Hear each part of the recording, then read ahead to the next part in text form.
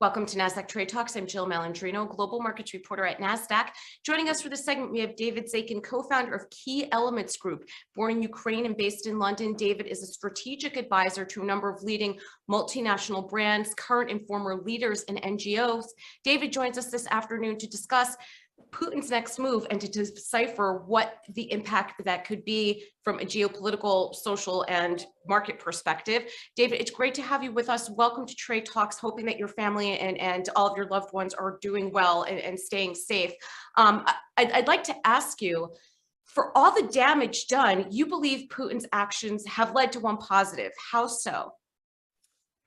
Jill, thank you for having me here.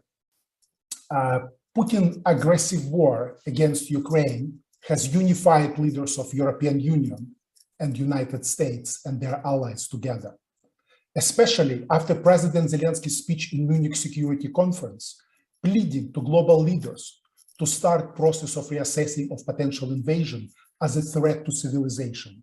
And a few days later, all of us saw that we have to accept the reality of bombarding of residential areas, schools, civil infrastructure on European continent. We haven't seen this since Second World War. Also, European unity is not seen on the same level since the Second World War. And we saw world standing together in condemnation of Putin's military campaign. We're seeing in Ukraine unprecedented shipment of aid, both lethal and humanitarian, which is not enough, but at least there is no disruption. It keeps coming. In reality, this conflict was inevitable from the early day of President Putin, when they, together with government propaganda machine, created alternative reality. And they went very aggressively against leader of opposition. As you know, they poisoned Navalny, later arrested him. They went as far as also arrested President Saakashvili. So now there are no leaders who can stand up against Putin, not only inside the Russia, but around the borders. So Kiev became the capital of freedom, the last bastion of resistance. How has the history of ineffective sanctions and indecision half measures informed Putin's decision-making process? I feel like, David, nobody really wants this. He seems to be isolated in his thoughts here. We're seeing it play out as such. So how is this informing his strategy here? Jill, in the eyes of the expert community, especially in Ukraine, original sanctions in 2014, they were weak sanctions and they made Putin stronger. They also gave him confidence and they recalculated, again, looking at Iran, at Venezuela, that those sanctions won't have enough impact on Russian economy. Definitely, he miscalculated that. As we see, the sanctions are put Russian economy on the ground. And together with other sanctions, which are coming next week, it will also create dramatic impact on the future of Russia. However, Putin is unstoppable. He's trying to finish operation. We just saw that he had a conversation with Chancellor Scholz, and he said that I'll finish the job. What do you think Putin's end goal is then, and is it achievable? I think what we are witnessing now is Soviet Union I ran away from. He's trying to rebuild empire. And in this attempt, he's trying to put perceived security zone by not allowing former satellites as Ukraine, Moldova, Georgia to join NATO, to join European Union. This is his end goal. Also, if you look carefully at what he's demanding from NATO in his famous letter shared with NATO I believe in mid-December 2015, his demands are that neither Ukraine, nor Georgia, nor Moldova will join NATO. Also, he's demanding that other countries which joined the NATO since 1997 will have to disarm, will have to close US military bases. he knows that those demands are not possible to, none of those countries will be willing to match those demands. So he's pushing and he's double down with every day, making new demands. David, how can the weaponization of energy serve as a wake-up call? I mean, last night, what happened with the fires at a nuclear facility are just frightening.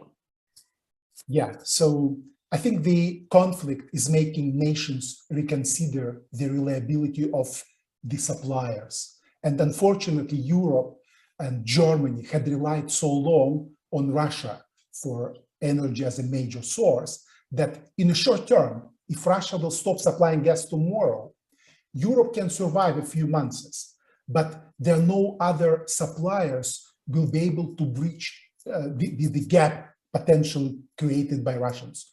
So it will take years to bring additional gas, to bring additional LNG. For example, Germany, the major superpower, they don't have LNG terminals. Their LNG terminals will start, first terminal will start functioning only in 2026. So they have to reconsider their policies. Countries such as Qatar or Azerbaijan, they can supply, but they won't be able to cancel their existing contracts, LNG, with other Asian suppliers. So there is no good solution to deal with it now. They have to pay more attention to alternative energy. LNG will be able to bring additional energy.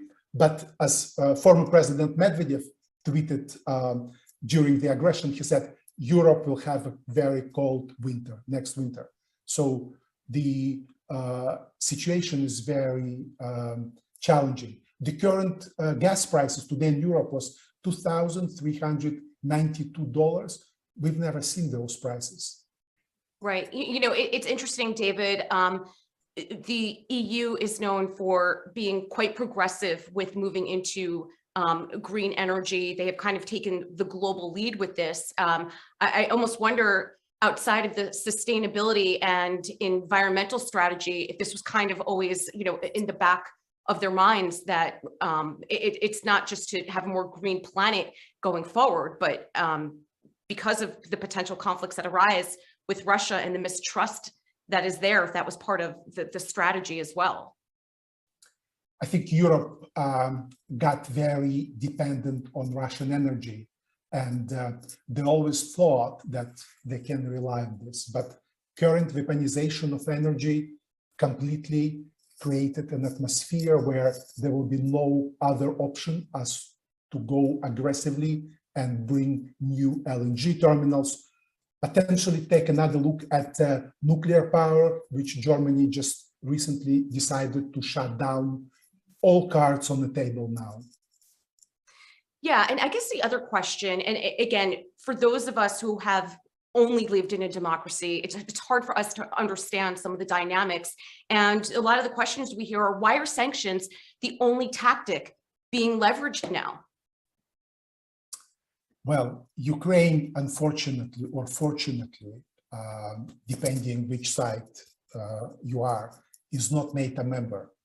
Because if Ukraine would be NATO member, NATO would have to act and protect Ukraine.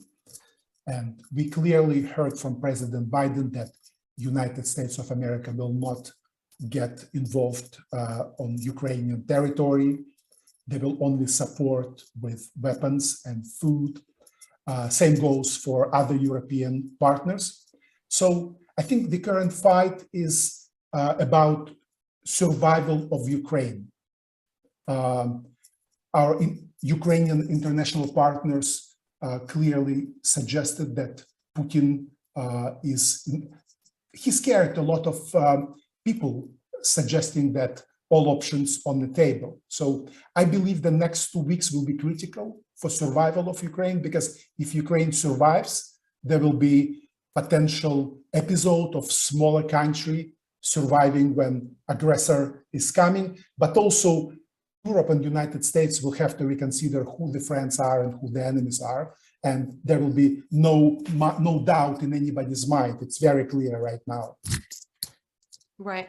So I guess what's the best way to protect Ukraine and neighboring countries moving forward? The concern is if Putin is successful with his strategy in Ukraine, who's to say neighboring countries, smaller countries, won't be? Yeah, Moldova, Georgia, all right. Baltic countries there.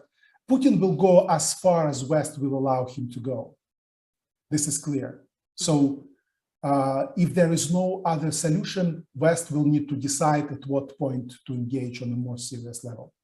Because what we see now is beautiful cities being distracted, and Russian propaganda suggesting that those videos created by Ukrainians or by United. I know these people, I'm getting messages from people I grew up with that they're showing houses and hospitals destroyed. So this is unprecedented events in our modern history. Very difficult times. Right. And David, we hope that your friends and family stay well and safe. And of course, we will be thinking of them. We appreciate your insight, David, and thank you for joining us on Trade Talks. I'm Jill Malandrino, Global Markets Reporter at Nasdaq. Thank you for having me. Thank you.